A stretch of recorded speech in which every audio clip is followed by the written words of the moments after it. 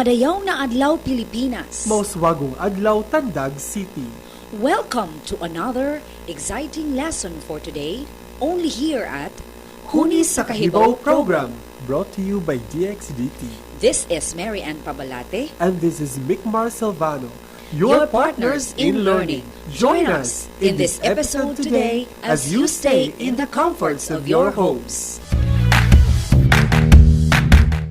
As a reminder, don't forget to wash your hands before and after handling your module, activity sheets, pen, and other materials. Let's all stay safe and continue learning while at home.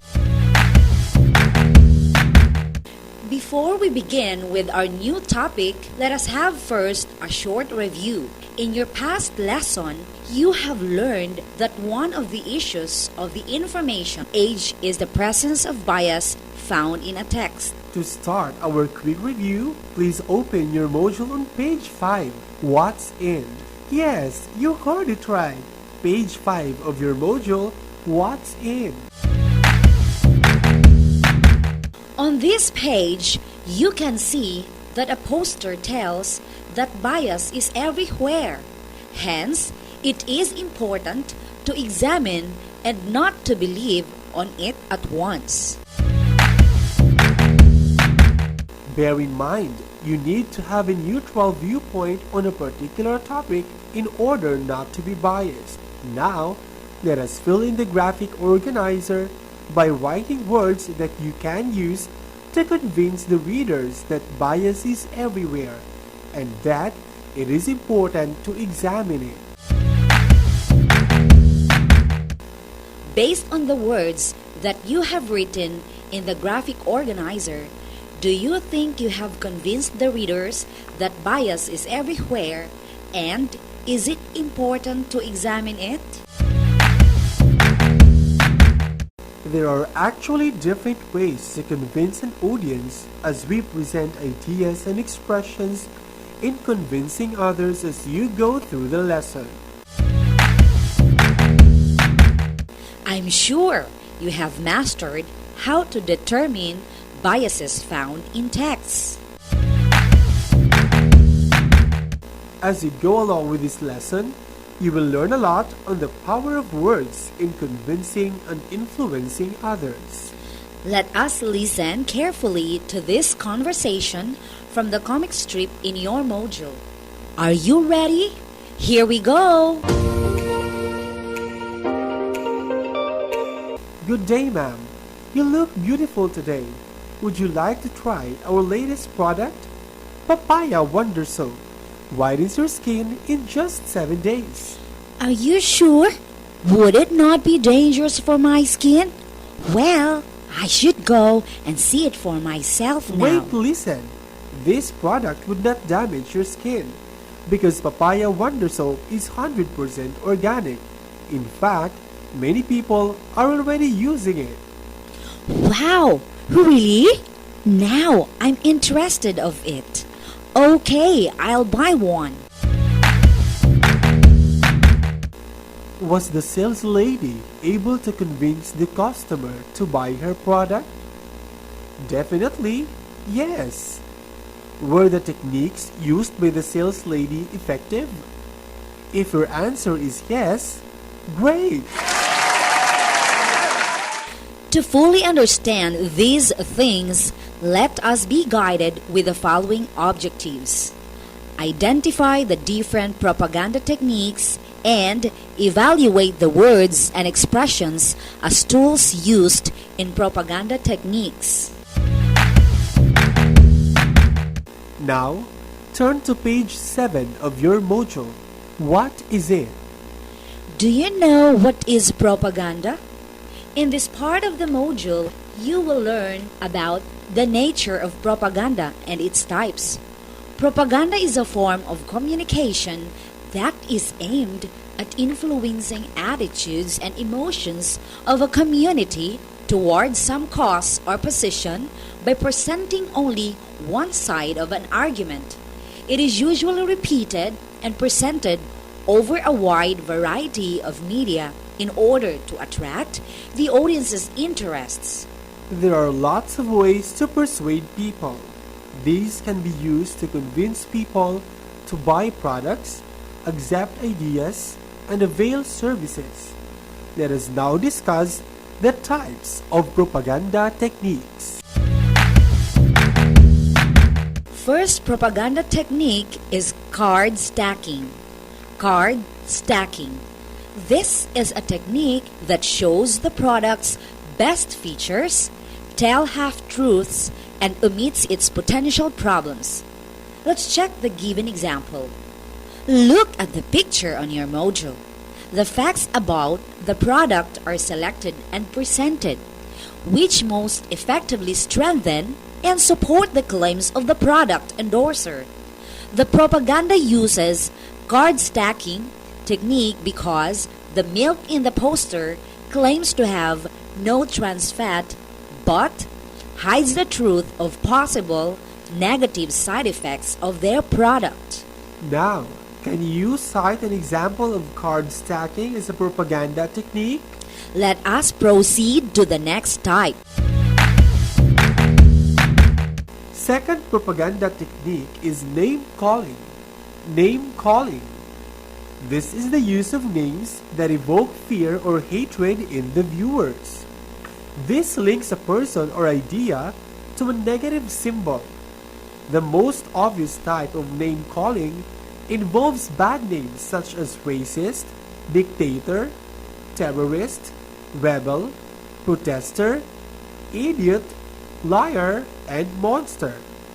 The example in the given picture on your module shows that group of protesters are having protest. The picture uses name-calling technique because of the word protesters that suggests a bad name and evokes fear or hatred to the audience. Now, can you think of an example of name-calling? The third technique, the plain fox. Plain fox. This propaganda technique reveals the use of common people to sell or to promote a product or service. Advertisements appear to be one of the people. This technique is commonly used in the world of advertising because buyers are on the lookout for real experiences. In the picture, a successful security guard who graduated cum laude is drinking a kind of coffee which seems to be enticing to common people. A husband and a father. He is a common person representing a large number of consumers. The picture uses plain fox propaganda technique because it uses common people to sell or to promote a product or service. Can you think of a product being endorsed by a common person? The fourth propaganda technique is glittering generalities. Glittering generalities. This is the use of words or ideas that evoke a positive emotional response from an audience. For better effect, brands may use hyperboles, metaphors, or lyrical phrases to attract more attention. Example, in the picture on your module, the beautiful places in Surigao del Sur being shown with an appealing tagline that says, "A Shangri-La by the Pacific." To attract the tourists, the picture shows an example of glittering generalities because it uses the word Shangri-La, which means paradise, a word that evokes a positive emotional response from an audience. Can you give an example for this propaganda technique? The fifth propaganda technique is testimonial. Testimonial. This is a technique wherein a famous or seemingly authoritative person recommends a product or service and vouches for its value. For example, in the picture, a famous singer drinks bottled water. Then she smiles and yells, "The things never change. Ever since I started singing, this drink has always been best for me, for my voice and for my family." The picture uses testimonial propaganda technique because a famous personality recommends a product, and speaks for its value based from her experience. Can you give another example for this type of propaganda technique? To have a short review of what you have learned today, let us enumerate the 5 propaganda techniques being discussed. First is card stacking. Card stacking. This is a technique that shows the product's best features, tells half-truths, and omits its potential problems. How about the second type of propaganda technique? How about the second type of propaganda technique? Name calling. Name calling. This is the use of names that evoke fear or hatred in the viewer. What about the third type of propaganda technique? There you have it. It's plain fox. Plain fox. This refers to the use of common people to sell or to promote a product or service. Now, let us identify the fourth type of propaganda technique. Glittering generalities. Glittering generalities. This is the use of words or ideas that evoke a positive emotional response from an audience. How about the fifth propaganda technique? If your answer is testimonial, that is correct. Testimonial. It is a technique wherein a famous authority recommends a product or service and vouches for its value. Now that you have learned about different propaganda techniques, it is time to find out whether or not you have understood the lesson. Let us proceed with Activity 1 of your module on page 13. Again, let us proceed with Activity 1 of your module on page 13. Let us read. Analyze and identify the propaganda technique used in each situation. Select your answer from the word bank and write it on a separate sheet of paper. Again, analyze and identify the propaganda technique used in each situation. Select your answer from the word bank and write it on a separate sheet of paper. Let us begin. Number 1. A beach resort has its poster with a picture of a beautiful and a tagline that says, Experience real paradise. to attract tourists. What propaganda technique is used in number 1? Number 2. A political candidate is labeling his opponent a corrupt leader. What propaganda technique is used in item number 2? Number 3. A common family is shown in an advertisement eating noodles for their dinner. What propaganda technique is used in item number 3?